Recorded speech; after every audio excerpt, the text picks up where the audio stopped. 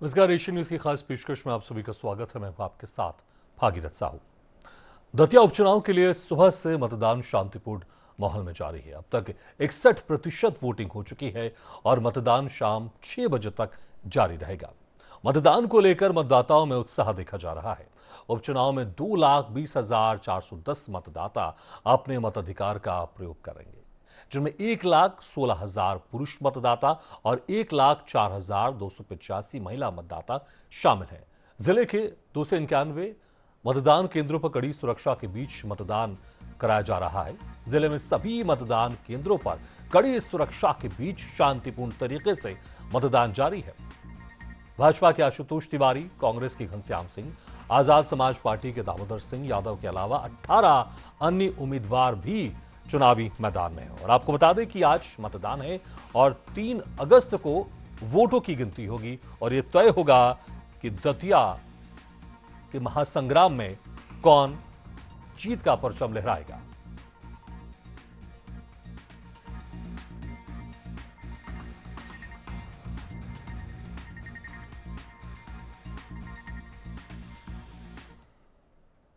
तो जिस तरह से अभी तकरीबन 5:05 हुए हैं और अभी तक है तकरीबन 62% मतदान हो चुका है। चलिए इसी पर हम चर्चा भी शुरू करते हैं। जो मेहमान हमारे साथ मौजूद है मैं उनका आप लोगों से तारुफ करा देता हूं। हमारे साथ हैं कांग्रेस से डॉक्टर सिंपी अग्रवाल जी और बीजेपी से हमारे साथ हैं शावर आलम जी, बीजेपी प्रवक्ता हैं, और वरिष्ठ पत्रकार सुरेश शर्मा जी। आप तीनों मेहमानों का स्वागत है हमारे इस खास चर्चा में। सबसे पहले शावर जी, मैं आपके पास आना चाहूंगा। देखिए, अभी तक 62% मतदान हो चुका है और मुझे लगता है कि अच्छा प्रतिशत है। अभी भी तकरीबन 1 घंटे बाकी है और जो फुल एंड फाइनल जो रिजल्ट जब सामने आएगा कि कितने प्रतिशत मतदान हो चुके हैं तो उस पर एक खास चर्चा जरूर होगी। लेकिन आप कैसे देखते हैं इस 62% जो अभी तक मतदान जो आंकड़ा सामने आया है, इस आंकड़ों को आप कैसे देखते हैं? 1 घंटा अभी और है तो मुझे उम्मीद है 70-72 तक तो जाएगा ये मतदान। और मतदान का प्रतिशत जो भी हो, भागीरथ जी, मैं कोई ओवर कॉन्फिडेंस नहीं बोल रहा। जनता पार्टी की जीत सुनिश्चित है। उसकी वजह यह है कि पिछली बार 2023 में दतिया की जनता ने कांग्रेस को मौका दिया था और राजेंद्र भारती जी को अपना प्रत्याशी बनाया। अब राजेंद्र भारती जी, क्योंकि उन पर जो प्रकरण लगा था वो उसमें इतने व्यस्त रहे कि अपने विधायक निधि भी क्षेत्र में खर्च नहीं कर पाए, तो दतिया विकास के मामले में उपेक्षित रहा और दतिया की जनता अपने आप को ठगा महसूस करती आई। अब उनको उम्मीद है उस राजनीतिक दल से जिसने पहले भी दतिया में अनेक विकास कार्य कराए, वो राजनीतिक दल जिसने मध्य प्रदेश में महिलाओं के लिए, युवाओं के लिए, किसान के लिए जन कल्याणकारी योजनाएं हैं। अब कांग्रेस अपनी तरफ से कुछ भी कहे, हम अपने काम के आधार पर, अपने कार्यकर्ताओं के निरंतर जनता से संपर्क के आधार पर चुनाव लड़ते हैं और ये इस चुनाव में निश्चित रूप से जनता का आशीर्वाद और माई का आशीर्वाद सीधा भारतीय जनता पार्टी के प्रत्याशी आशुतोष तिवारी जी को मिलने जा रहा। ठीक है, आप अपने दावे तो कर रहे हैं, हालांकि आज तो वोटिंग का दिन है और हर कोई जितने भी जहां पर उम्मीदवार खड़े हुए हैं वो अपने अपनी तरफ से दावे कर रहे हैं। लेकिन हम इस पर जरूर चर्चा करेंगे जब पूरी तरह से वोटिंग हो जाएगा। लेकिन फिलहाल फोकस तो यही है कि जिस तरह से लगातार मतदान चल रहा है ये किस दिशा की ओर जा रहा है और लोगों का हम देख रहे हैं। उपचुनाव है, अक्सर कहा जाता है कि उपचुनाव में जनता उतना इंटरेस्ट नहीं लेती है, लेकिन हम यहां पर देख रहे हैं जनता के अंदर एक उत्साह है और अभी तक के जो आंकड़े सामने आ रहे हैं वाकई बेहतर हैं। देखना होगा जब पूरी तरह से ये मतदान कंप्लीट होगा ये आंकड़े कहां तक जाएंगे। सिंपी जी, आप इस आंकड़े को कैसे देखते हैं और क्या मानते हैं ये आंकड़े और कहां तक जाएंगे? और दावे तो हर कोई कर रहा है, बीजेपी की तरफ से भी दावे किए जा रहे हैं, आप लोग भी दावे कर रहे हैं। देखिए भागीरथ जी, कांग्रेस पार्टी पूर्ण रूप से आश्वस्त है कि जात पर न पात पर मोहर लगेगी हाथ पर। और दतिया की सीट जो हमारी ही थी वो इस उपचुनाव के बाद वापस हमारी होने जा रही है। कुंवर घनश्याम सिंह जुदेव जी भारी मतों के साथ 3 तारीख को विजय घोषित होंगे। इसके लिए कांग्रेस पूर्ण रूप से आशान्वित है और जैसा कि भाजपा के सम्मानित प्रवक्ता कह रहे थे कि आदरणीय राजेंद्र भारती जी तो कोर्ट कचहरी के चक्कर ही लगाते रह गए, तो ये कहना भी बड़ा दुर्भाग्यपूर्ण है कि आदरणीय नरोत्तम मिश्रा जी, जिन्होंने मजबूर किया था उन्हें कोर्ट से कोर्ट चक्कर काटने के लिए, उनके खुद का पतन भारतीय जनता पार्टी ने कर उन्हें घर में बैठा दिया। जिस विकास के ये दावे भरते हैं, अगर इतना विकास भारतीय जनता पार्टी ने धरातल पर किया होता तो शायद 2023 में नरोत्तम मिश्रा जी हारते नहीं, और ना ही भारतीय जनता पार्टी उन्हें ग्वालियर चंबल संभाग का अडवाणी बनाने की प्रयास करती। लेकिन वर्तमान में कांग्रेस पार्टी जो है वो भय और भ्रष्टाचार मुक्त चुनाव लड़ रही है। दतिया की जनता के अंदर कांग्रेस के प्रति एक लहर है, और भारतीय जनता पार्टी के प्रति जो आक्रोश है वो तो आप लोगों ने भी देखा होगा जब आपकी टीम भी वहां पर ग्राउंड रिपोर्टिंग कर रही होगी। तो हम पूर्ण रूप से आश्वान्वित हैं कि ये जो चुनाव है ये कांग्रेस की झोली में आ रहा है। ठीक है, ये दावे तो आप लोग लगातार कर रहे हैं, लेकिन मुझे लगता है कि बहुत सारे लोग ऐसे चुनाव में खड़े हुए हैं, हर कोई अपने दावे कर रहा है जीत को लेकर। लेकिन सुरेश शर्मा जी, आप कैसे देखते हैं इस आंकड़े को? और बिल्कुल जब पूरी तरह से मतदान हो जाएगा, किसकी जीत होगी किसका हार होगा, इस पर चर्चा तो बिल्कुल होगी, कोई शक नहीं। लेकिन फिलहाल अभी जो आंकड़े सामने आ रहे हैं, आपको क्या लगता है जब पूरी तरह से मतदान संपन्न हो जाएगा तो ये आंकड़े कहां तक पहुंचेंगे?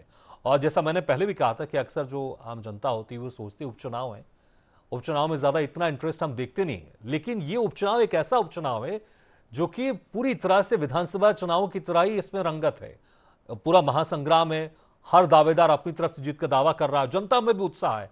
आप इस पूरे आज के जो मतदान अभी तक तकरीबन 5:15 बजने वाले हैं, अभी तक सुबह से जो लगातार मतदान चला आ रहा है, जिस तरह से लोगों में उत्साह है, आप इसका आकलन किस तरह से करते हैं, कैसे देखते हैं इस उपचुनाव को इस प्रतिशत के साथ? देखिए, मेरा मानना यह है कि जब उपचुनाव होता है तो उत्साह बनाने के लिए कार्यकर्ताओं की जरूरत पड़ती है, और भारतीय जनता पार्टी के पास कार्यकर्ताओं की एक लहर नहीं, 3-3, 4-4 लहर हैं। यदि मान लो नरोत्तम जी के कारण कुछ लोग नाराज भी हुए होंगे, उसके बावजूद भी कार्यकर्ताओं की एक लंबी फहरिस्त है जिसके आधार पर मतदाता को बाहर निकाल करके मतदान कराया जाता है। जहां तक इस चुनाव का प्रश्न है, तो इस चुनाव के प्रश्न में 3-4 दिन पहले हमारे पास जो रिपोर्ट आई थी वो ये थी कि सब कुछ शार्ट आउट हो गया, और भारतीय जनता पार्टी का वो कार्यकर्ता जिसके मन में कहीं कुछ भाव वगैरह था वो भी सक्रियता से लागू हो गया, क्योंकि सबको ये समझ में आ गया था कि इस चुनाव में यदि पराजय हो गई तो ये जितने लोगों ने धरना प्रदर्शन किया था इनका भाजपा में अब कोई स्थान नहीं रहेगा। इसलिए ये संदेश साफ चला गया था। और यदि कोई स्थान नहीं रहेगा तो देश भर में ऐसी कोई राजनीतिक पार्टी नहीं है जिसके आधार पर जो है भारतीय जनता पार्टी में काम करा हुआ ये कार्यकर्ता आगे चल करके कोई नया मुकाम हासिल कर लेगा। इसलिए मेरा मानना यह है कि ये उपचुनाव भाजपा के कार्यकर्ताओं ने मतदाता निकाला है, ये आज दिन भर की रिपोर्ट रही है, और इसके कारण जो है मुझे लगता है ये चुनाव लगभग एक तरफा हो गया है। ये मानवीय चुनाव परिणाम वाले दिन आएगा, और मेरा आकलन ये है कि ये चुनाव का परिणाम 20,000 से ऊपर का परिणाम जाएगा। ठीक है सुरेश जी, इस पर आकलन तो जरूर होगा कितने, लेकिन फिलहाल मुझे लगता है कि अभी मतदान लगातार जारी है, तो इस पर क्या कुछ होगा ये तो उस पर जरूर हम डिस्कस करेंगे बाद में। लेकिन शावर जी, जिस तरह से सुरेश शर्मा जी कह रहे हैं कि हाँ लोग निकले, घर से बाहर निकले, चुनाव आयोग अपनी तरफ से प्रयास करता है कि किस तरह से लोग घर से बाहर निकले, जाए, मतदान करें, हर पार्टी भी अपने अपने स्तर पर कोशिश करती है। आप लोग की तरफ से कैसी कोशिश रही ताकि जो जनता है वो घर से बाहर निकले और जाकर मतदान करे? ये खासियत है कि चुनाव हो या ना हो उसका कार्यकर्ता चुनावी मोड में रहता, पार्टी भी चुनावी मोड में रहती है। और उसका सीधा उदाहरण ये दे दूं कि हमारा जो बूथ का कार्यकर्ता है, पन्ना प्रभारी है, वो एक एक घर जाकर लाभार्थियों की सूची बनाता है कि आपको जो लाभ मिल रहा है वो लोग कितने हैं, और जो लाभार्थी नहीं है, जिनको योजनाओं का लाभ नहीं मिलता, उनका सूची में नाम जुड़वाना, ये हमारे बूथ प्रभारी और पन्ना प्रभारी के काम है। उस हिसाब से हमारा कार्यकर्ता जनता से सीधे टच में रहता है। और रहा सवाल चुनाव प्रचारकों का या स्टार प्रचारक का, तो वो एक दायित्व होता है। हमारे यहाँ जो स्टार प्रचारक थे वो आए, उन्होंने अपना दायित्व निभाया, किसी ने रोड शो किया, किसी ने जो है डोर टू डोर मिलना जुलना शुरू किया। हालांकि लेट किया था, ये सबको मालूम है, लेकिन कांग्रेस के हमारे साथी जो भी उनकी 40 या 42 लोगों की लिस्ट बनी थी, उनमें 4 या 5 लोग ही नजर आए थे। फिर वो उनकी अपनी पार्टी का मामला है। तो मैं ये मानता हूं कि निश्चित रूप से हम अपने काम के आधार पर और अपने मतदाताओं के जीवित संपर्क के आधार पर और अपनी जो प्रदेश में अभी तक निरंतर विकास की जो हमारी छवि है उस आधार पर हम जीतते चले आ रहे हैं। और ये जो चुनाव पिछले चुनाव में हम जो मिस कर गए तो ओवर कॉन्फिडेंस ही मानेंगे इसको, इसलिए वो मिस कर गए थे, तो वो निश्चित रूप से वो सीट हमारे पास फिर से सेवा के लिए आ रही है और जनता की सेवा के लिए हमारे प्रत्याशी, हमारे जो जनप्रतिनिधि चुने जाएंगे वो सेवा करेंगे जनता की दतिया में।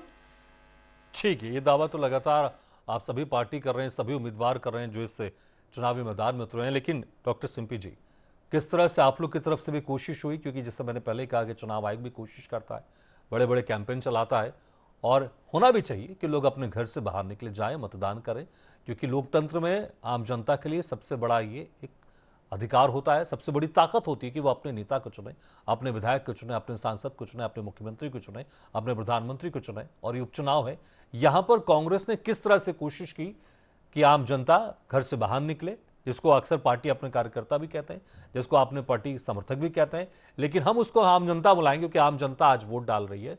तो किस तरह से आप लोग ने कोशिश की कि आम जनता घर से बाहर निकले और जाए, इस मतदान में अपना सहयोग करे और मत का प्रयोग करे?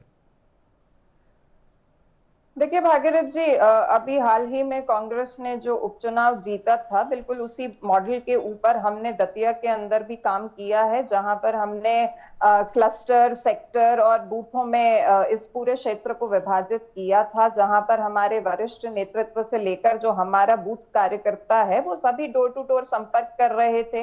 यदि कुछ ऐसे लोग थे भी हमारी पार्टी में जो किसी तरीके से उपेक्षित महसूस कर रहे थे, या फिर जैसे भारतीय जनता पार्टी ने कुछ नामों को बार बार चिन्हित किया था, चाहे आदरणीय राजेंद्र भारती जी हो, अवधेश नायक जी हो, हम सबको मनाकर लेकर आए, सब हमारे मंच पर एक साथ मौजूद रहे, सबने घनश्याम सिंह जी के लिए बहुत ही जोर शोर से मेहनत करी है, काम किया है, और इसीलिए हम पूर्ण रूप से आश्वस्त हैं कि ये चुनाव हम जीतने जा रहे हैं। और जैसा आदरणीय वरिष्ठ पत्रकार महोदय कह रहे थे कि मतदाताओं को निकाला है भारतीय जनता पार्टी ने, तो अभी हाल ही में एक वीडियो भी वायरल हो रहा था जहां पर राकेश शुक्ला जी के जो कैंपेनिंग है उसके अंदर कैसे एक व्यक्ति जो है वो कहता है कि लट्ठ बजाएंगे और मतदाताओं को निकलवाएंगे। तो भारतीय जनता पार्टी की आदत है कि भय का वातावरण निर्मित कर कहीं प्रशासनिक मदद से या फिर किसी तरह की भ्रांतियों से वो चुनाव जीतने का प्रयास तो करती ही है। हालांकि एक बात से हम पूर्ण रूप से सहमत हैं आदरणीय शर्मा जी की कि इस चुनाव के बाद बहुत से भारतीय जनता पार्टी के जो कार्यकर्ता हैं उनका भविष्य हाशिए पर जरूर आने वाला है, क्योंकि नरोत्तम मिश्रा जी का टिकट जो भारतीय जनता पार्टी ने काटा और जिस तरीके से इनके अनुशासन की कलई इस पूरे चुनाव के अंदर खुली और जो रही सही कसर थी वो आदरणीय नरोत्तम मिश्रा जी के छलकते हुए आंसुओं ने मंच से पूरी कर दी थी। तो हमें नहीं लगता है कि वो पूरा वोट जो आदरणीय नरोत्तम मिश्रा जी के फेवर में था वो आशुतोष तिवारी जी के फेवर में भारतीय जनता पार्टी कन्वर्ट करने में सफल हो पाएगी। और जहां तक कामों की बात है तो आदरणीय राजेंद्र भारती जी ने भी 2.5 साल के अंदर दतिया को बेहतर बनाने का पूरा प्रयास किया। साथ ही अगर आप देखेंगे तो विधानसभा में सामान्य विधायकों की तुलना में उन्होंने लगभग 144 क्वेश्चंस रेज किए थे, जबकि औसतन विधायकों ने 64 क्वेश्चंस विधानसभा में रेज किए थे। तो ये दिखाता है कि वो अपने क्षेत्र के लिए कितने प्रयासरत थे। लेकिन भारतीय जनता पार्टी जो क्षेत्र में जा जाके ये कह रही थी कि 2.5 साल में दतिया के अंदर कोई भी विकास नहीं हुआ है, तो ये तो स्पष्ट करता है कि यदि विधानसभा का जनमत आपके हिस्से नहीं जाता है तो वहां पर आप विकास को अवरोध कर देते हैं, उसे बाधित कर देते हैं। और दूसरी तरफ आप कहते हैं कि मोहन यादव जी के नेतृत्व में एक स्वर्णिम मध्य प्रदेश बन रहा है। तो दतिया ये पूरा जो चाल चरित्र चेहरा है भारतीय जनता पार्टी का वो देख रही है, और इसीलिए हम पूर्ण रूप से आश्वस्त हैं कि ये सीट कांग्रेस बहुत कंफर्टेबल पोजीशन में निकालने जा रही है। ठीक है, जनता भी सब देख रही है, जनता भी सब समझ रही है, और मुझे लगता है उन्हीं चीजों को ध्यान में रखकर वो आज मतदान भी कर रही है। और अभी तक जो ताज़ा आंकड़े उसमें 62% के आसपास मतदान हुआ है। शाम 6 बजे तक ये समय, उसके बाद देखना होगा फाइनल आंकड़ा कहां तक पहुंचता है। सुरेश जी, आपको मेरी आवाज आ रही है? सुरेश शर्मा जी, आप मुझे सुन सकते हैं? चलिए, लगता है कि हमारा संपर्क उनसे टूट गया है। शाबराल जी, देखिए जिस तरह से जब पूरी तरह से आंकड़े सामने आ जाएंगे उस पर वो बेहतर और चर्चा होगी, लेकिन अभी कुछ बाध्यता भी है। जब तक चुनाव चल रहा है हम उस पर नहीं जा सकते, क्योंकि हर कोई अपनी तरफ से मेहनत कर रहा है, प्रयास कर रहा है। लेकिन किस तरह से, क्योंकि तमाम आरोप भी लग रहे हैं। सुबह से हमने देखा है कांग्रेस के कई नेताओं की तरफ से लगातार आरोप लगाए जा रहे हैं चुनाव को लेकर, और दूसरी तरफ सुरक्षा के भी कड़े इंतजाम किए गए। लेकिन ये एक ऐसा चुनाव है, एक ऐसा उपचुनाव है जो उपचुनाव नहीं लग रहा है, ऐसा लग रहा है कि ये एक मेन चुनाव है, एक विधानसभा का चुनाव है, और इसी से बड़े बड़े जो जिम्मेदारी तय होने वाली है। ये चाहे किसी भी पार्टी की बात करें, आपकी बात कर लें, कांग्रेस की बात कर लें, या दूसरे अन्य पार्टियों की बात कर लें, इसको किसी भी पार्टी ने उपचुनाव की तरह इसको नहीं ले रही है।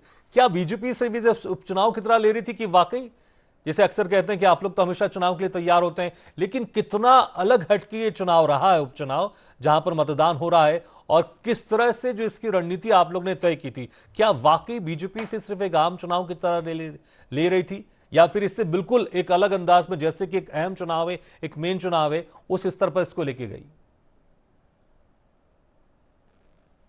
भारतीय जनता पार्टी हर चुनाव को गंभीरता से लड़ती है, इसमें कोई शक नहीं। और ये चुनाव, दतिया का चुनाव भी हमारे लिए अहम था।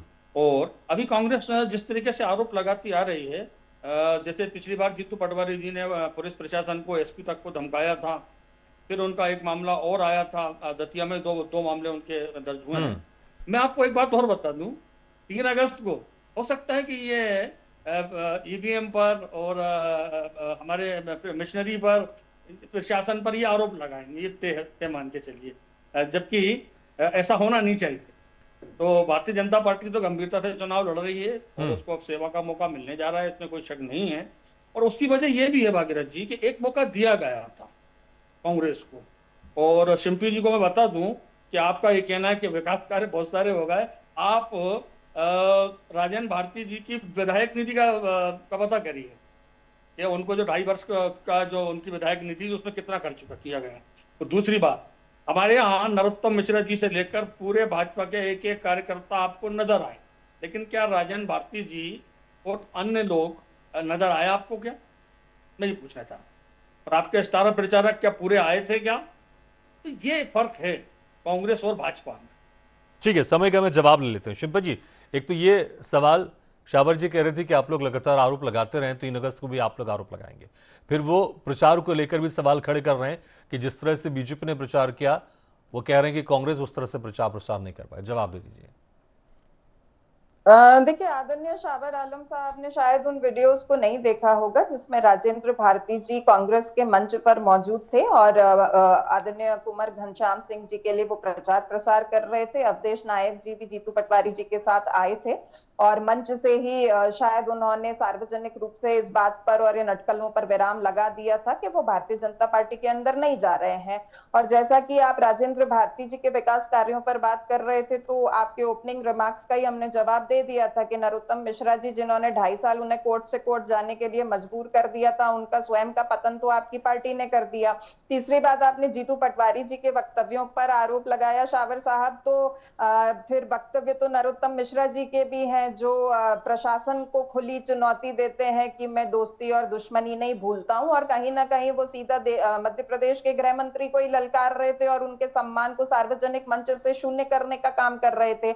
और जहां तक बात है ईवीएम पर या सरकारी मशीनरी पर ठीकरा फोड़ने का, तो भागीरथ जी, हम तो निरंतर आगाह करते चले आ रहे हैं। सारे टीआई बदल दिए जाते हैं, भिंड से आप अधिकारियों कर्मचारियों को बुला लेते हैं। आपने देखा था कल ही डॉक्टर गोविंद सिंह जी ने भी एक वीडियो जारी किया, उन्होंने निर्वाचन आयोग को पत्र भी लिखा। तो जितनी भी अनियमितताएं हैं, ये तो हम चुनाव के पूर्व ही पब्लिक डोमेन में ला रहे हैं, मीडिया को भी बता रहे हैं, चाहे वो भ्रष्ट तंत्र के उपयोग हो। जीतू पटवारी जी ने सार्वजनिक सभा में कहा कि किस तरीके से धनबल का प्रयोग किया जा रहा है। तो हम चुनाव के परिणामों तक इंतजार नहीं कर रहे, हम तो चुनाव आयोग ठीक है, आप कह रहे हैं कि आप तो पहले से इस तरह के मुद्दे उठाते रहे आप लोग। ठीक है, सुरेश शर्मा जी, जैसे कि मैंने शावर जी से ये सवाल किया था कि ये उपचुनाव तो जरूर है, लेकिन ये उपचुनाव की तरह उपचुनाव नहीं है। ऐसा लग रहा है कि बहुत एक अहम चुनाव है। हालांकि पार्टी हर चुनाव को अहम मानती है, लेकिन अक्सर देखो आम जनता होती सोचती ठीक है, इस चुनाव से सरकार तो नहीं बदलने वाली, मध्य प्रदेश में जो सरकार है वही सरकार रहेगी, और इस वजह से चाहे हम देखें जनता के बीच में भी उतना उत्साह नहीं होता है, या राजनीतिक पार्टी भी उतना उत्साह के साथ नहीं लड़ती है। लेकिन इस उपचुनाव में चाहे जनता हो चाहे राजनीतिक पार्टी हो, बड़े उत्साह के साथ इस चुनाव में उतरी हुई है। क्या आप देख पा रहे हैं वाकई ये उपचुनाव दूसरे उपचुनाव से बहुत अहम और बहुत अलग नजर आ रहा है? ये बात स्वाभाविक है, क्योंकि जो टिकट था वो नरोत्तम मिश्रा जी का यहाँ टिकट मिलने की पूरी संभावना थी, जो कटा है। और टिकट कटा है, और जब नरोत्तम मिश्रा जी ये कह रहे हैं मंच से कि मेरी टिकट काटने की क्षमता आशुतोष में नहीं है, इसका मतलब ये है कि हाईकमान ने इनकी टिकट काटी है, या प्रदेश नेतृत्व की तरफ से जो है कोई ऐसा राजनीतिक बातें कही हैं जिसके कारण टिकट कटा है। तो इसका सीधा सीधा अभिप्राय ये है कि ये हाईकमान की प्रतिष्ठा का चुनाव भी है, इसलिए एन केन प्रकारेण एक एक कार्यकर्ता को लगा करके एक एक जगह जाकर के संपर्क करके भी ये चुनाव जीतने जैसी स्थिति बनाना पड़ेगी। यदि नहीं बनती है, और चुनाव के जैसा मैं तो मानता हूं कि चुनाव जो है भाजपा के पक्ष में जा रहा है, लेकिन यदि हम एनालिसिस करने के लिहाज से बात कहें कि ये चुनाव जो है यदि कांग्रेस जीत जाती है, तब की स्थिति में यहाँ नरोत्तम मिश्रा जी का और आशुतोष का और मोहन यादव जी का मामला नहीं रहेगा, ये सीधा अमित शाह का मामला बनता है। इसलिए इस प्रतिष्ठा को, एक बड़े रणनीतिकार की प्रतिष्ठा को बचाने के लिए इस चुनाव में सर्वाधिक ताकत झोंकी गई है, एक एक क्षेत्र में जाया गया है। मैं दूसरी बात आपको ये कहना चाहता हूं कि पिछले हम 3 चुनावों की तरफ ध्यान डालें। पहला चुनाव हमने बिहार का देखा था, जहां मत प्रतिशत बिल्कुल रिकॉर्ड तोड़ हुआ था। इसके बाद हमने पश्चिम बंगाल का चुनाव देखा, जहां भी रिकॉर्ड तोड़ मतदान हुआ था। जहां ज्यादा मतदान हो रहा है वहां जनता भाजपा को पसंद कर रही है। देखिए, एक दूसरी बात मैं कर रहा हूं कि ठीक है, जीतू पटवारी जी ने बहुत मेहनत की है, दिग्विजय सिंह जी लगातार वहां रहे और उनका एक अपना ओरा है, प्रभाव है उनका, इसको नकारा नहीं जा सकता। लेकिन इसके अलावा पूरी कांग्रेस का जो चुनाव प्रचार था वो नरोत्तम मिश्रा जी का अपमान हुआ करके इस पर केंद्रित था, आपके पास अपनी उपलब्धि बताने के लिए। देखिए, राजनीति में जो समय कम है, लेकिन देखना होगा क्योंकि दोनों ही पार्टियों ने अपनी रणनीति के तहत चुनाव प्रचार किया है और दोनों ही पार्टी दावे कर रही है, और जो तमाम और कई ऐसे उम्मीदवार हैं वो भी दावा कर रहे हैं चुनाव में जीत का। लेकिन मुझे लगता है महज कुछ ही दिन बाकी, 3 अगस्त को परिणाम आ जाएगा और दूध का दूध पानी का पानी हो जाएगा, और किसके सिर सजेगा ताज ये भी इसका फैसला हो जाएगा। बहुत बहुत शुक्रिया आप तीनों मेहमानों का, डॉक्टर सिंपी अग्रवाल जी, शाबर आलम जी और सुरेश शर्मा जी, शुक्रिया हमारे खास चर्चा में शामिल होने के लिए। तो महज आधे घंटे का समय और बाकी है, 6 बजे तक ये मतदान होगा। उसके बाद देखना होगा फाइनल आंकड़ा कितना आता है और मतदान का प्रतिशत कितना होता है, और उसके बाद इंतजार रहेगा हर किसी को 3 अगस्त का, जब परिणाम आएंगे इस चुनाव के। लेकिन ये चुनाव वाकई दतिया का महासंग्राम है। इसी के साथ हमारे खास पेशकश फिलहाल इतना ही। खबरों का सिलसिला लगातार जारी, आप देखते रहिए एशियन न्यूज।